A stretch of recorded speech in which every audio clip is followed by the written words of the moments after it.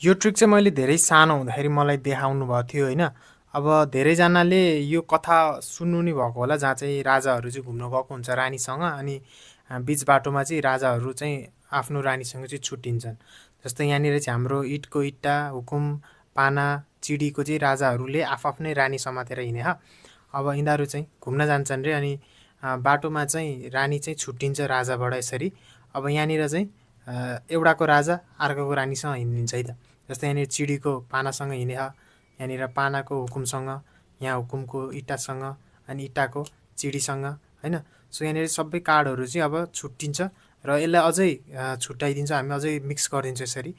अनि त्यस पछाडि यहाँनिर क्लियरली देख्न सक्नुहुन्छ सबै राजा चाहिँ आफ्नो रानीबाट कम्प्लिटली छुटिसक्यो किनकि यहाँ चिडीको यति टाढा यो यति टाढा र इँटाको नजिकै छ, त्यही पनि यो हुकुमको झन् टाढा छ, यहाँबाट यहाँ पुग्छ।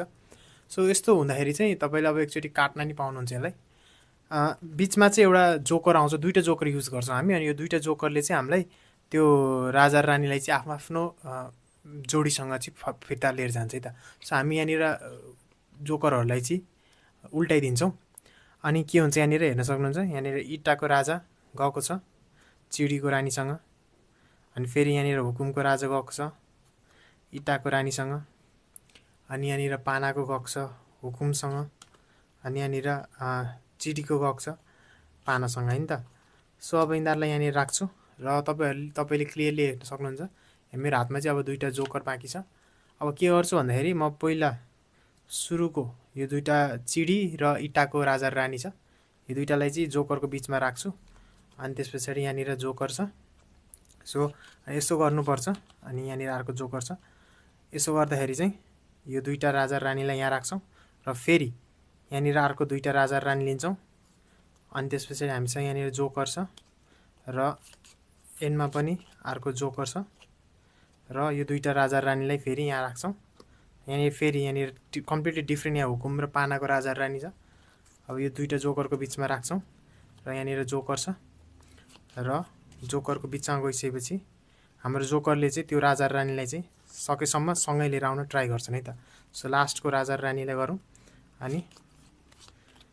अनि यहाँनिर दुईवटा राजा रानी छ र दुईवटा जोकर चाहिँ हामीसँग जोकरै भइरहेको छ इन्टायर टाइम र अब यिनीहरूले चाहिँ राजा रानीलाई सँगै लिएर आएनन् त। एकचोटि स्न्याप गऱ्यो भने यहाँनिर चिडीको राजाले चिडीकै रानी पाउँछ, यहाँनिर इँटाको राजाले इँटाकै रानी पाउँछ, यहाँनिर हुकुमको राजाले हुकुमकै रानी पाउँछ अनि यहाँनिर पानाको राजाले पानाकै रानी पाउँछ।